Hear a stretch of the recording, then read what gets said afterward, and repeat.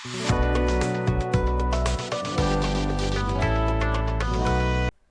Guys, welcome back to my channel doctor study. Guys, this is Manjeet and आज के video में हम start करने जा रहे हैं स्थावर विष के टॉपिक के साथ। ये बेसिकली हमारा अगत तंत्र का टॉपिक होने वाला है, जो कि सेकेंड ईयर के सब्जेक्ट है।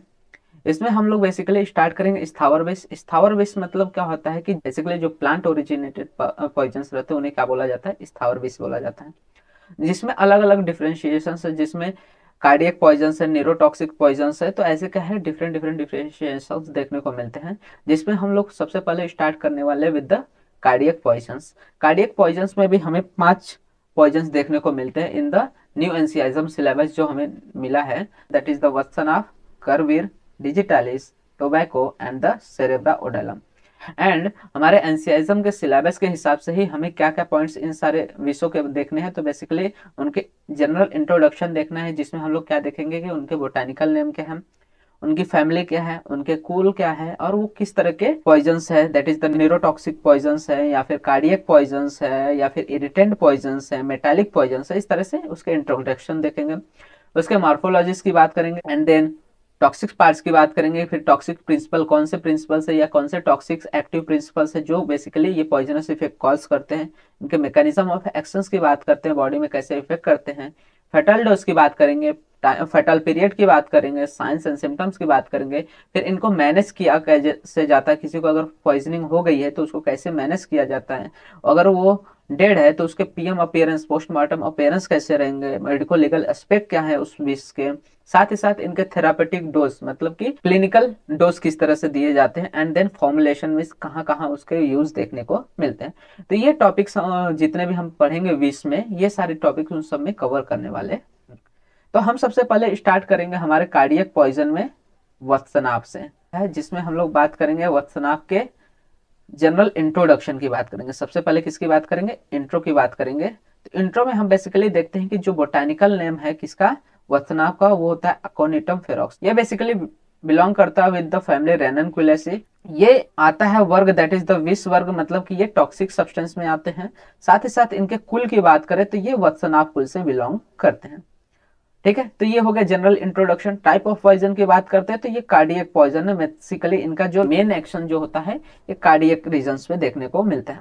जो साइड में इमेज लगा हुआ है ये वसनाभ का है। बेसिकली यहाँ पे इनके वॉयलेट फ्लावर्स देखने को मिलते हैं मोस्टली, साथ ही साथ इनके सब्स रहते हैं। तो जो हम मॉर्फोलॉजी में आगे बात करने वाले हैं, बात करते हैं सिनोनिम्स ऑफ द वत्सनाभ के, कि इनके कौन कौन से सिनोनिम्स है, मतलब इनके पर्याय में क्या क्या आते हैं। तो इसको वत्सनाग भी बोला जाता है, मॉन्क्सहुड भी बोला जाता है, अकोनाइट बोला जाता है, क्योंकि ये एक्टिव प्रिंसिपल इसमें बेसिकली पाया जाता है इसके हिसाब से। साथ ही साथ इसको विष बोला जाता है, अमृता बोला जाता है, शैवद्या बोला जाता है तथा गरल। इस तरह से इनके हमें सिनोनिम्स देखने को मिलते हैं। मॉर्फोलॉजी ऑफ वत्सनाभ की बात करें तो जो वत्सनाभ का स्टेम होता है वो basically 1 to 2 metre in height होता है। दैट इज ये कैसे होते हैं, बेसिकली ये श्रब्स होते हैं। बात करते हैं इनके लीव्स की, तो इनका जो लीव्स होता है वो अल्टरनेट रहते हैं तथा डार्क ग्रीन इन कलर रहते हैं। फ्लावर्स की बात करते हैं तो बेसिकली यहाँ पे टिपिकली ब्लू या फिर वॉयलेट कलर देखने को मिलते हैं, जैसे मैंने पीछे बात की। साथ ही साथ इनके फ्लावरिंग सीजन की बात करें तो ये बेसिकली अगस्त टू अक्टूबर इस मंथ में क्या होते हैं, इनकी फ्लावरिंग देखने को मिलती है। फ्रूट की बात करते हैं तो इनके फ्रूट ड्राई फॉलिकल के फॉर्म में होते हैं, जिनमें न्यूमरस स्मॉल सीड्स देखने को मिलते हैं। इनके रूट्स ट्यूबरस होते हैं, स्पिंडल शेप्ड होते हैं तथा brownish and outside and fleshy white inside देखने को मिलते हैं। हम बात कर सकते हैं कि जो इनका रूट होता है वो most toxic part of the plant होता है, जिसमें हमें एकोनाइटिन अल्कलॉइड्स देखने को मिलते हैं, और ये एकोनाइटिन अल्कलॉइड्स इनके एक्टिव प्रिंसिपल में हम बात करेंगे। तो ये हो गया हमारा किसका, जनरल इंट्रोडक्शन के बारे में। इनके सिनोनिम्स देख लिए, मॉर्फोलॉजी देख ली। नेक्स्ट हम बात करते हैं टॉक्सिक पार्ट के बारे में। तो बेसिकली जैसा मैंने पीछे ही देखा था, मॉर्फोलॉजी में बताया था कि जो इनके रूट्स होते हैं वो मोर टॉक्सिक होते हैं, मोस्ट टॉक्सिक पार्ट इनका रूट्स होता है। साथ ही साथ सीड भी इनके टॉक्सिक प्रिंसिपल्स कंटेन करते हैं। टॉक्सिक प्रिंसिपल्स की बात करते हैं कि कौन ऐसे एक्टिव एलिमेंट्स है या एक्टिव प्रिंसिपल्स है जो क्या करते हैं, पॉइजनस इफेक्ट कॉज करते हैं ऑन द कंजप्शन। तो यहाँ पे बेसिकली एकोनिटिन देखने को मिलता है, मेजो एकोनिटिन, हाइपो एकोनिटिन, साथ ही साथ सूडो एकोनिटिन। इस तरह कंटेंट देखने को मिलते हैं in the roots and the seeds of the Vatsanabh. Mechanism of action की बात करते हैं कि अगर इनका कंजप्शन होता है या किसी तरह से बॉडी का साथ इनका कांटेक्ट हो रहा है तो इसमें इनके मैकेनिज्म ऑफ एक्शन क्या होते हैं। तो इनमें बेसिकली क्या होता है, जब इनका कंजप्शन होता है तो ये क्या करते हैं, सोडियम चैनल्स को ओपन कर देते हैं और इनहिबिट कर देते हैं complete repolarization of the membrane of myocardial tissue. जो मायोकार्डियल टिश्यू है उनमें जो होने वाले सोडियम चैनल्स है उनको क्या कर देते हैं, कंप्लीटली ओपन कर देते हैं, जिसकी वजह से वहां पे कंप्लीट रिपोलराइजेशन ऑफ मायोकार्डियल नहीं हो पाता है। साथ ही साथ ये क्या करता है, जो वैगल मेडुलरी सेंटर्स है उनको स्टिमुलेट करने का काम करते हैं। तो इस तरह से बॉडी में क्या करते हैं, ये पॉइजनस इफेक्ट, इनके जो एक्टिव प्रिंसिपल्स है, टॉक्सिक प्रिंसिपल्स है, वो अपने एक्शंस कॉज करते हैं। अब हम बात करते हैं इनके फैटल डोज के बारे में। फैटल डोज मतलब कि कितने अमाउंट में अगर हम इनका कंजम्पशन करते हैं, इनको कंज्यूम करते हैं, तो उसके वजह से क्या होता है, हमारे ऊपर एडवर्स इफेक्ट देखने को मिल सकते हैं। तो इनमें आता है सबसे पहले कि रूट। अगर हम रूट के चूर्ण ले रहे हैं या फिर रूट ले रहे हैं तो वो क्या है, अगर 1 से 2 ग्राम अगर हम रूट कंजम्पशन कर रहे हैं तो वहां पे उसके फैटल इफेक्ट्स देखने को मिल सकते हैं। वहीं पे इनके एक्सट्रैक्ट्स जब ले रहे हैं तो वो अबाउट 250 mg लेने पे ही उनके इफेक्ट दिखने लगते हैं। वहीं पे अगर हम टिंक्चर की बात करें तो 25 drop of tincture can cause fatality in human beings. And next, जो हम लोग ने अल्कोलाइड देखा था कि एकोटिनिन जो अल्कोलाइड होता है उसका अगर कंजप्शन हम कर रहे हैं तो वो 4 mg में ही हमारे लिए क्या होता है, फटाल साबित हो सकता है। फटाल पीरियड की बात करते हैं कि कंजप्शन के कितने समय के अंदर इसके इफेक्ट्स देखने को मिलते हैं, सेवियर इफेक्ट्स जनरेट होते हैं। तो बेसिकली ये फटाल पीरियड इनका होता है 20 मिनट से लेकर 24 आवर्स तक। एंड एवरेज हम जब देखते हैं तो ये अबाउट 6 आवर्स होते हैं। तो ये हो गया इनके फटाल डोज और फटाल पीरियड के बारे में। अब हम बात करते हैं कि नेक्स्ट, अगर हम लोग ने इसका कंजप्शन कर लिया है तो इसके बाद क्या क्या साइंस एंड सिम्टम्स हमारी बॉडी में तुरंत देखने को मिल सकते हैं। तो सबसे पहले आता है यहाँ पे, दैट इज द सलाइवेशन। बात करते हैं सबसे पहले, जैसे ही इनका कंजप्शन करते हैं तो माउथ में क्या होता है, सलाइवेशन देखने को मिलते हैं। Tingling and nervousness in mouth and lips देखने को मिलते हैं। साथ ही साथ क्या होता है, यहाँ पे पल्पिटेशन और वीकनेस भी देखने को मिल सकती है। एब्डोमेन में जाते ही ये क्या करते हैं, nausea and vomiting and diarrhoea cause कर सकता है। पर्सन जिसने कंजप्शन किया है, जिसने क्या किया, गलती से कंज्यूम कर लिया है बेसिकली वस्तुनाभ को, उनमें ये सारे सिम्टम्स देखने को मिल सकते हैं। यहाँ पे हाइपोटेंशन जनरेट हो सकता है, वेंट्रिकुलर एक्टोपिक अरिथमियाज जनरेट हो सकते हैं। लॉन्ग या क्रॉनिक इफेक्ट में हमें वर्टिगो देखने को मिल सकता है। साथ ही साथ ब्लरिंग ऑफ विजन, मिड्रियासिस मतलब कि वहां पे डायलेशन ऑफ प्यूपिल्स देखने को मिल सकते हैं, जेंथोप्सिया एंड द कन्वल्जन्स। ये सारे कंडीशन हमें दिख सकते हैं as a signs and symptoms in case of the who have consume the वस्तुनाभ। अब हम बात करते हैं बेसिकली मैनेजमेंट की, कि अगर किसी ने कंज्यूम कर लिया है तो उनमें कैसे मैनेज करने का, कैसे उनको फैटिलिटी से प्रिवेंट करने का। तो बेसिकली इसमें क्या कर सकते हैं, जो पर्सन ने बेसिकली कंज्यूम किया है वस्तुनाभ को, उनका क्या कर सकते हैं, गैस्ट्रिक लिवास कर सकते हैं विद एक्टिवेटेड चारकोल। ये जो एक्टिवेटेड चारकोल है वो क्या करेगा, स्टमक में जाने के बाद जो भी कंटेंट रहेगा उसको एब्जॉर्ब कर लेगा, जिससे क्या होगा, उसका जो स्प्रेड रहेगा वो क्या हो जाएगा, कम हो जाएगा। साथ ही साथ अगर कन्वर्जन्स आ रहे हैं, जैसे कि हम लोग ने सिम्टम्स में देखा कि कन्वर्जन्स आते हैं, तो उनके लिए हम लोग क्या दे सकते हैं, बेंजोडाइजेपिन्स दे सकते हैं। साथ ही साथ जो भी सिम्टोमेटिक ट्रीटमेंट्स हो सकते हैं वो देना चाहिए। अगर हार्ट रेट बढ़ा है तो उसके लिए different different symptomatic treatments provide करना चाहिए।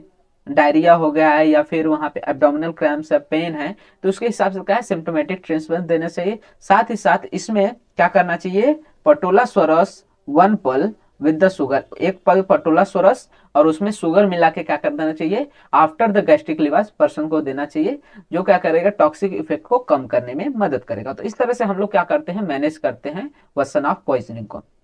पोस्टमार्टम अपीयरेंस की बात करते हैं तो बेसिकली वस्तुनाभ पॉइजन बहुत ज्यादा होमिसाइडल है, और होमिसाइडल इसलिए यूज किया जाता है क्योंकि इसके स्पेसिफिक फाइंडिंग्स देखने को नहीं मिलते इन केस ऑफ द पोस्टमार्टम। साथ ही साथ इसमें एक चीज देखने को मिलता है जो कि मोस्ट ऑफ द हमें क्या होता है, विष में देखने को मिलता है, दैट इज द पॉइजन्स की ऑर्गन्स यहाँ पे क्या रहते हैं, कंजेस्टेड रहते हैं। तो ये दोनों हमें बेसिकली अपीयरेंस देखने को मिलता है कि कोई स्पेसिफिक फाइंडिंग्स हमें नहीं मिल सकती कि कोई सिस्टम को ज्यादा अफेक्ट किया हो, लेकिन यहाँ पे ऑर्गन्स थोड़े मोड़े कंजेस्टेड देखने को मिल सकते हैं। आगे बात करते हैं that is the medico legal aspect की, कि इस विष के कैसे मेडिको लीगल एस्पेक्ट्स हो सकते हैं। तो इनमें आता है आइडियल होमिसाइडल पॉइजन। जैसे कि मैंने क्या बोला था कि इसके कोई भी इफेक्ट देखने को नहीं मिलते इन द पोस्टमार्टम केस, तो यहाँ पे क्या होता है, इसको as an ideal homicidal poison use करते हैं क्योंकि ये बेसिकली स्वीट होता है इन द टेस्ट, तो इसीलिए ये किसी भी फूड स्टफ के साथ इजिली मिला के दिया जा सकता है। ठीक है, सुसाइड में यूज किया जा सकता है, इन case of suicide. Accidental poisoning हो सकती है कि किसी ने एक्सीडेंट से कुछ और समझ के उसको कंज्यूम कर लिया। जो रूट होता है इसको यूज किया जाता है प्रोक्योर द एबॉर्शन, जो इलीगल एबॉर्शन होते हैं वो सब करने के लिए बेसिकली क्या किया जाता है, उसके रूट्स का यूज किया जाता है। इसको as an arrow poisoning, cattle poisoning के फॉर्म में भी यूज करते हैं। एंड साथ ही साथ aconite not detected in chemical analysis, जैसे कि मैंने बोला कि आइडियल होमिसाइडल पॉइजन क्यों है, क्योंकि केमिकल एनालिसिस हो गया या फिर पीएम फाइंडिंग्स हो गया, दोनों में इसको थोड़ा फाइंड आउट कर पाना थोड़ा मुश्किल हो जाता है, इसीलिए क्या है आइडियल होमिसाइडल पॉइजन माना जाता है। बात करते हैं इसके थेरापेटिक डोज के बारे में। तो बेसिकली ये जो इनका थेरापेटिक डोज है वो 1 सरसपा देते हैं, दैट इज द 1/16 टू 1/18 रत्ती देते हैं। साथ ही साथ प्यूरिफाइड वस्तनाप अगर दे रहे हैं तो वो कितना देते हैं, 60 टू 125 mg, मतलब हाफ से एक रत्ती की वैल्यू क्या देते हैं थेरापेटिक डोज में दिए जाते हैं for the clinical aspects. Formulations की बात करते हैं कि वस्तनाप का यूज किन किन फॉर्मुलेशन में आयुर्वेदिक मेडिसिन बनाने में यूज होता है। तो सबसे पहले हम बात करते हैं संजीवनी वटी। जो संजीवनी वटी है इसका यूज होता है डिस्पेप्सिया एंड साथ ही साथ इंडाइजेशन के केसेस में। फिर मृत्युंजय रस दिया जाता है इन द ज्वर। त्रिभुवन कीर्ति रस यूज किया जाता है ज्वर साथ ही साथ क्रॉनिक फीवर में, acute and chronic fever. And Anand Bhairav Ras का यूज होता है ज्वर, कास, अतिसार, अजीर्ण and the prameha, that is the diabetes. तो ये सारे क्या है अलग अलग फॉर्मुलेशन है जिसमें हम क्या करते हैं वस्तनाभ का यूज करते हैं ताकि ये सारे फॉर्मुलेशन बनाए जाए। तो इनमें क्या है वस्तनाभ भी एक कंस्टिट्यूएंट एलिमेंट पाया जाता है। तो ये हो गया हमारा टोटल वत्सनाभ पॉइजनिंग के बारे में, जो कि हमारा पहला स्थावर विष था ऑफ द कार्डियक पॉइजन। इसके बाद नेक्स्ट हम बात करेंगे अगले वीडियो में करवीर के बारे में, जिसको नेरियम ओलिंडियर भी कहा जाता है। तो इस तरह से नेक्स्ट वीडियो में हम क्या करेंगे, अगत तंत्र के जितने भी पॉइजन है दैट इज द इथावर विष, फिर उसके बाद मेटेलिक पॉइजन्स हो गए या फिर जांगम विष that is the animal originated poisons हो गए। तो उन सारे टॉपिक्स के बारे में हम सक्सेसिव वीडियोस में बात करने वाले हैं। तो अगर आपको वीडियो अच्छा लगा तो वीडियो को लाइक कीजिए एंड चैनल को सब्सक्राइब कीजिए, जिससे आपको फर्दर वीडियो से रिलेटेड अपडेट्स मिलते रहे। साथ ही साथ वीडियो को शेयर करना मत भूलिएगा। आप हमारे इंस्टाग्राम एंड टेलीग्राम हैंडल्स को भी फॉलो कर सकते हैं, उस पर आपको वीडियो से related and notes related updates मिल जाते हैं। उनके लिंक्स आपको वीडियो के डिस्क्रिप्शन में अवेल हो जाएंगे।